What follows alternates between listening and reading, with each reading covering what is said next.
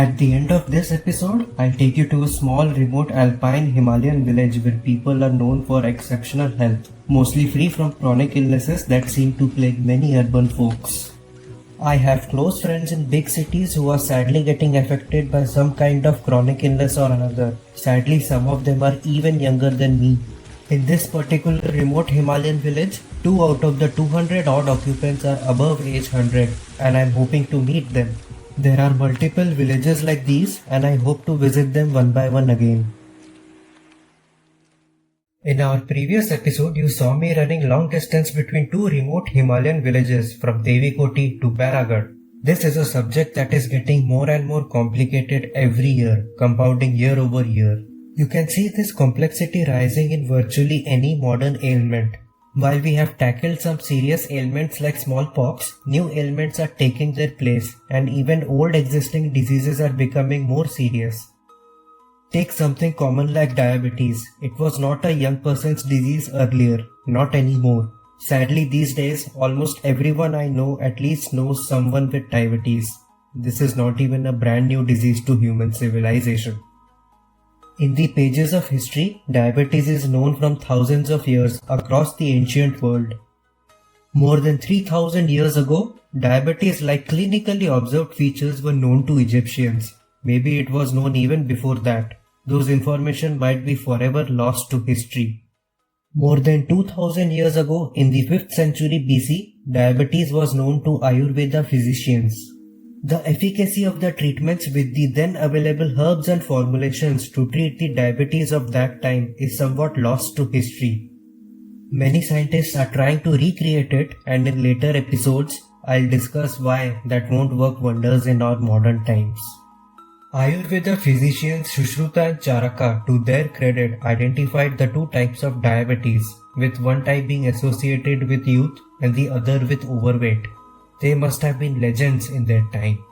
About 100 years ago, in the 1920s, scientists discovered many diabetes patients could be cured by a newly discovered biological substance called insulin. A full 100 years later, today we know diabetes better than ever before, and congratulations were due. We, the human species, we have made diabetes even more prevalent. With our overly complicated modern urban lives, we have done this to ourselves. This is a projection of diabetes in India in the coming future.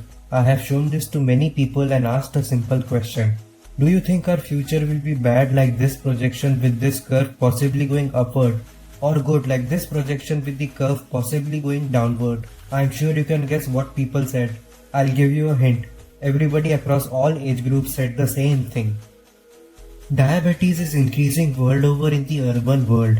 And this is not even the craziest part.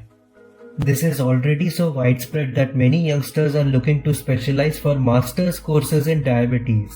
And this is not even the craziest part. Diabetes has now begun occurring so early in young to-be mothers that it has started directly affecting childbirths. Such unfortunate children born from diabetic mothers are born with a disproportionate body. These are newborns who inherit a curse for a crime they didn't commit. To me, it sounds worse than inheriting debt. And this is not even the craziest part. Diabetes is now occurring earlier and earlier, even in seemingly healthy students in schools. This has already started in some parts of the world. For the rest of the world, well, you can be next. And this is not even the craziest part. I am sure you know there are 2 types of diabetes, type 1 and type 2 diabetes, but this is not the 20th century. We are in 21st century, the future. Now, there are more types of diabetes in our modern times. Insulin resistance in the brain as a result of Alzheimer's disease has now been unofficially termed as type 3 diabetes by some researchers. If this type of diabetes becomes more popular, the type 3 category of diabetes will become official and a testament to our increasing modern complexity. There's a type 4 diabetes, once again an unofficial term. It is proposed to classify diabetes in lean elderly individuals exhibiting a unique age-related insulin resistance. Considering emerging trends, I genuinely wonder if this too will affect younger and younger elderly people with each passing year. At some point, elderly might just become the new youth thanks to type 4 diabetes. Maybe not vampires, but type 4 diabetes is the secret to being forever young. What a horror. And this is not even the craziest part. There's also pre-diabetes where symptoms appear before the full-blown onset of the disease. And there are even more types of diabetes in the research field. And this is not even the craziest part. In the informal race for formal official recognition of a new type of diabetes, in a surprising twist, type 5 diabetes recently achieved the coveted formal recognition. Type 5 diabetes is now the third type of diabetes to make your preventive self-healthcare journey more complicated. Once again, proving the only math theorem that everybody understands. The math in biology doesn't math. No one, and absolutely no one knows how complicated this race will look 50 years from now. And this is not even the craziest part. Sadly, most busy working professionals don't have a plan to prevent diabetes before it's already too late. So far, I've managed to reverse pre-diabetic clinical symptoms and signatures from its very early detection in 3 people close to me. General awareness is sadly lacking. Most of us know our modern high-tech lifestyle is the root cause, but quantifying it is a challenge, so preventing it is a far bigger challenge. The complexities of modern life is near limitless. Rising complexity just by itself is a separate new risk. As the number of new parameters in our modern urban life increases, the cause of the problem becomes increasingly difficult to pinpoint. Their near-silent symptoms can remain unrecognized for many years, until an ailment becomes too serious to ignore. With every single new modern lifestyle parameter that we change in our increasingly high-tech lives, the new set of parameters end up at better hiding the actual source of the ailment. Consider this overly simple theoretical example. Let's say there are 2 lifestyle choices, each having a binary option. There are now 4 combinations. Maybe one combination causes a disease. You would expect there's a lot of available data on simple 2-parameter study of a disease. Well, get ready to be surprised. Let's take a well-studied example of lung cancer. It's well known that smoking is one of the causes. It's also known that cardio-heavy exercises, also loosely known as aerobic exercises, reduces the impulses of smoking. From just these 2 bodies of work, it's only natural to expect at least some studies where you can find both these parameters have been carefully reported, to draw a meaningful conclusion from these 2 combined but just 2 factors. Such a simple study doesn't yet exist. I spent some time searching for the same. The best you can find is this quote by scientist Dr. Marisa Bittoni. I have found that some doctors and oncologists don't consider lifestyle as a factor that can prevent lung cancer, especially exercise. What I'm really looking for is empirical data to get some idea on the joint distribution of lung-related problems with parameters of smoking and regular exercise. At best, you find anecdotes by some seasoned doctors and scientists. You can also find evidence of this from almost a century of practice of 102-year-old Dr. John Straffenberg. The peer-reviewed, hard data, crystal clear, high-precision data for this simple 2-parameter experiment doesn't yet exist. While there is no official accepted single reason for it, it's not that scientists are not up to their mark. Scientists, like most working professionals, are under limited time and money constraints. I have been in lab research related work for nearly 2 decades of my life. I have some idea of what projects gets funded and which ones don't. To summarize in 20 words or less, funding preventive healthcare research is usually unprofitable and an unsustainable business.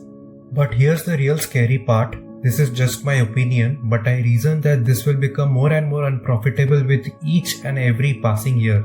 Here's why. Let's assume that for a particular new ailment, there are 10 lifestyle choices involved, with each of the 10 choices having 3 intensities. The previous example of 2 parameters could be quantified by a doctor by noting just 4 parameters to pinpoint the issue. Maybe the practicing doctor likes to verify the veracity of these self-reporting by 2 to 4 lab tests. Each of those lab tests will cost some money. With 10 observable 3-way parameters, the parameter combinations the doctor has to handle is 3 to the power 10. That's only 59,049. To scientifically cross-check them, only 59,049 tests have to be done. How your healthcare insurance providers react to this is also a matter of debate. Then there are more parameters well beyond any patient's recollection to report. What was the quality of basic food that you were having for the last 10 years? How pesticide-free were your walnuts? Were your apples coated by a potentially toxic chemical spray-based preservative to increase shelf life at the expense of your long-term health? Those toxic coated apples a day will keep the doctor busy today.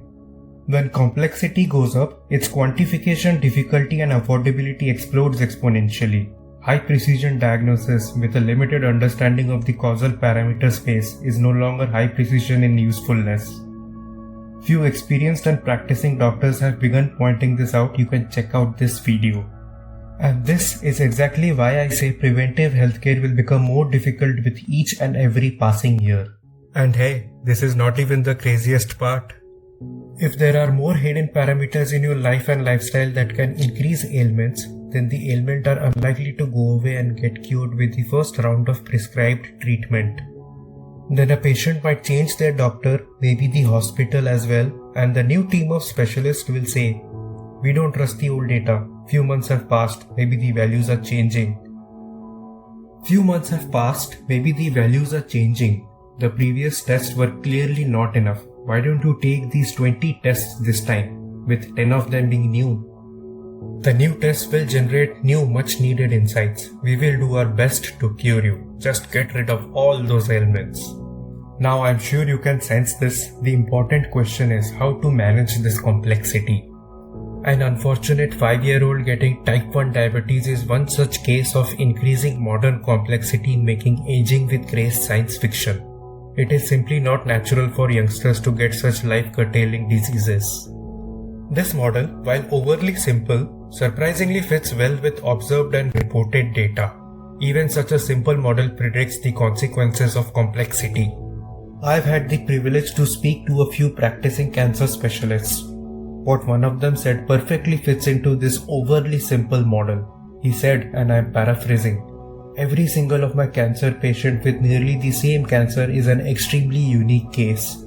They all ask what could have gone wrong so that their family members don't succumb to the same disease. From their reports and deep knowledge of their lifestyle choices, I still need to be lucky to precisely identify the root cause of the problem." I have discussed these insights with another doctor friend of mine, and we realized that when you combine the parameters in your body that can get disbalanced, combine them with the impossible large parameter space of our modern day lifestyle and modern food innovations, the parameter space increases so much exponentially that scientists with limited funding and time will not keep up with the emerging parameter space and ailments and the diseases that follow. Doctors are expected to magically solve the disease, and solving has way more parameters. Even if they are somehow solved, most treatments have side effects that can lead to new diseases. This is why I joke that since treating is more complicated than preventing, doctors like some of my friends get paid way more than scientists, especially ex-scientists like me. When you step back and apply this model to our modern lifestyle and food choices, this seems to hold particularly well. If you have seen the trailer for this episode 3, right here, we have shared some suspicious reports of our basic and popular cooking oil in our markets. These are what I called high precision lies. They are nearly impossible to counter before they hit the mass market. Yes, there are food certifications, but there are also many loopholes, and there's always a new molecular development that can bypass the existing certifications. But that's a topic for a later video. The craziness doesn't end here. In fact, it's just beginning. Thanks to social media, now there is emerging evidence that under the same brand and marketing, a spurious product can be sold in an economically smaller place, while better quality is sold in a bigger place, where there are more people and thus more attention and alertness. I particularly like this reasoning because it's also scale friendly, a fractal friendly reasoning. An economically smaller place can be a village, and an economically bigger place can be a nearby town where bigger scale and bigger industries take advantage of economics of scale. These industries can be both good and bad. An economically smaller place can also be a big country with lots of people with low per capita GDP. Conversely, an economically bigger place can also be a small country with a small population but with high per capita GDP.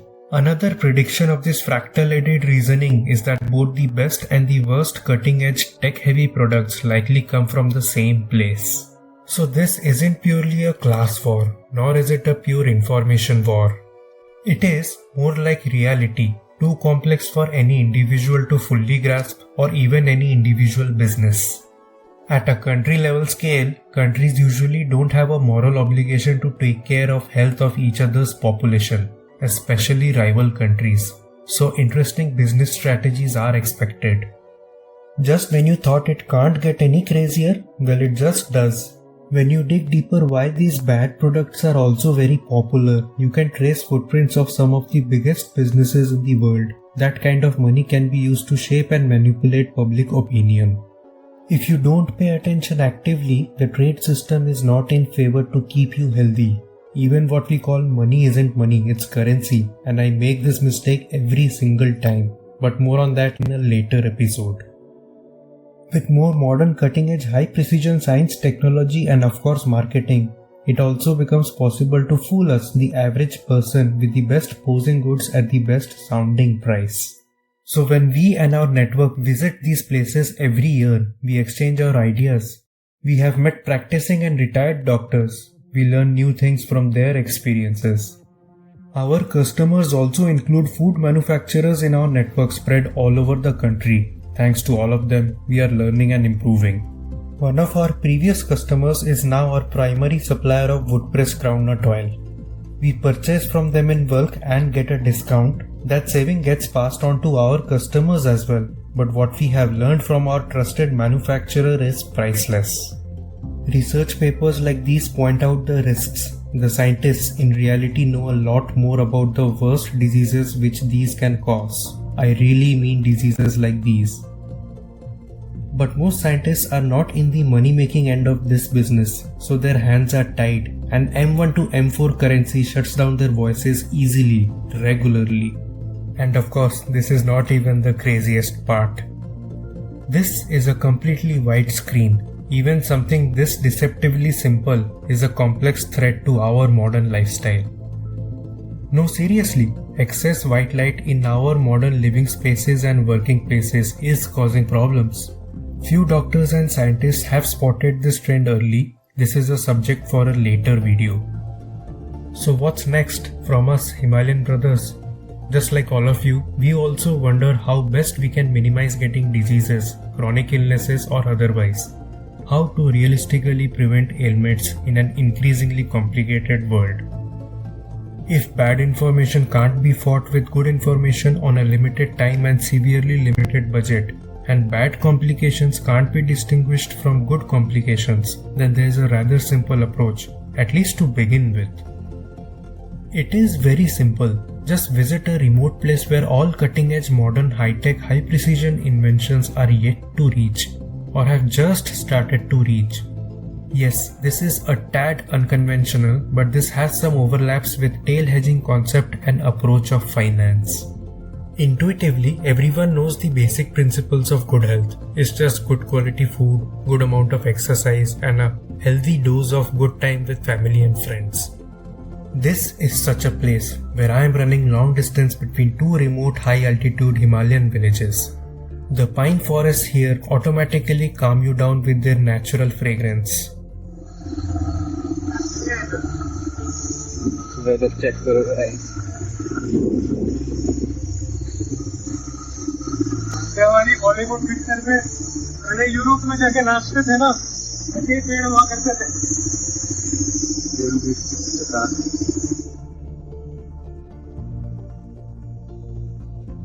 They release volatile compounds like phytoncides that once inhaled reduce stress hormones like cortisol, while at the same time boost your immune system. Levels of some cell of our immune system in our blood also improve. In this journey to this village, I am hoping to find good data on preventive healthcare from exceptional lifelong achievers. I am interested in the details, nuances, intricacies and sophistication of their lives, their culture, and learn from their family and friends. For example, it's clear from here that good quality ghee is just as good as any magical olive oil. So the critical factor is the quality of the products, not really if the oil is from olives or groundnuts. Thereby, refined olive cooking oil is just as much as a disaster as refined random seed oil cooking. There have been enough surveys across the world on such people scattered around the world, usually away from big cities and industries. The so-called blue zones are hotspots for such kind of studies. What happens after the initial hype is over-commercialization, and sadly, the hype prevents one from grasping the nuances of the place and the people and why they live such healthy lives. You end up with a strangely oversimplified secret of long life 7-point list. One of them is usually olive oil for some reason. Maybe it is funded by some big guys. Olive oil is after all an ancient business. Well, there are 100-year-olds here with youth in their daily jokes and laughter. No olive oil has ever reached here.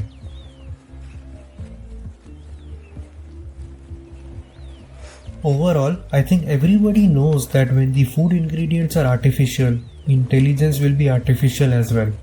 It's the nuances that matter, and they are hard to spot.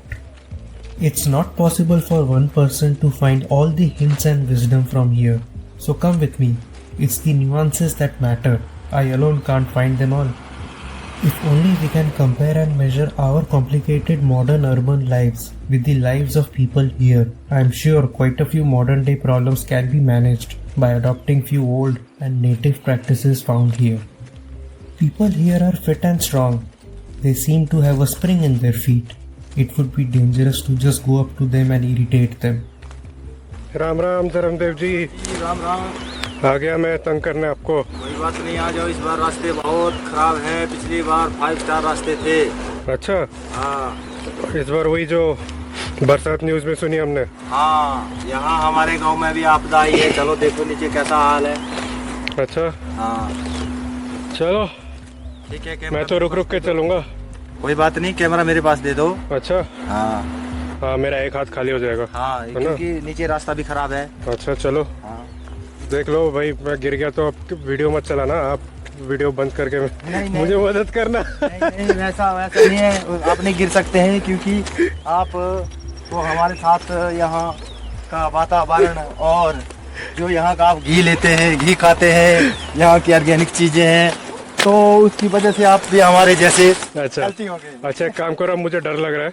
नहीं क्योंकि आप जितना तेज चल रहे हो ना, मैं तो चल नहीं सकता उतना तेज। हाँ। तो आप ये कैमरा ले लो मेरे से।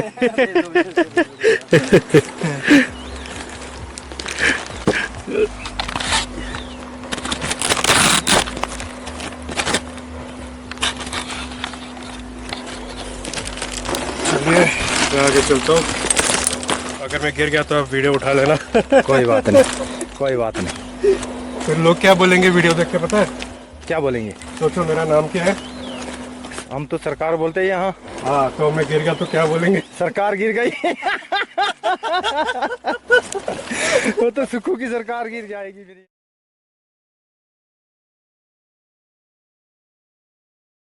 We are just a tourism company discussing M1 money supply. We will discuss mass spec as well, because why not? Stay tuned.